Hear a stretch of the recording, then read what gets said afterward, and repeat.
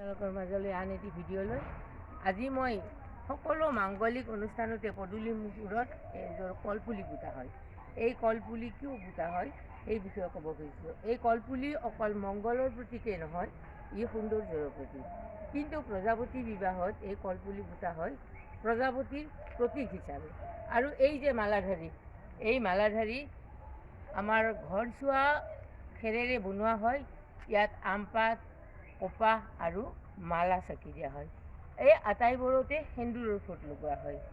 এই প্ৰজাপতি বিবাহৰ কলপুলি দুটা প্ৰজাপতিৰ প্ৰতীক আৰু এই মালাধাৰী প্ৰজাপতিৰ অলংকাৰ বুলি কোৱা হয়। সকলো মাংগলিক অনুষ্ঠানত ইয়াৰ অতি প্ৰয়োজন। এইবিলাক আমাৰ অতি পুৰণিকলীয়া মাংগলিক অনুষ্ঠানত দিয়া এটা পৰম্পৰা। আজি মোৰ ভণ্টিৰ ল'ৰাৰ বিয়া আৰু এই বিয়াৰ উদ্দেশ্যে ইয়াত এনেকৈ কলপুলি পুতিছে। অকল কলপুলি পুতাই নহয়, ইয়াত চাকি ধূপ জ্বলাই দুইফালে দুটা টেকেলিত পানী ভৰাই অকল সৌন্দৰ্যই নহয়, ইও এক মাংগলিক চিহ্ন বুলি গণ্য কৰা হয়। আজিৰ ভিডিঅ'টি ইমানেই। আপোনালোকে ভাল পালে লাইক কৰিব, শ্বেয়াৰ কৰিব, কমেণ্টছ কৰিব। আজিলৈ আহোঁ, সুপ্ৰভাত। ধন্যবাদ।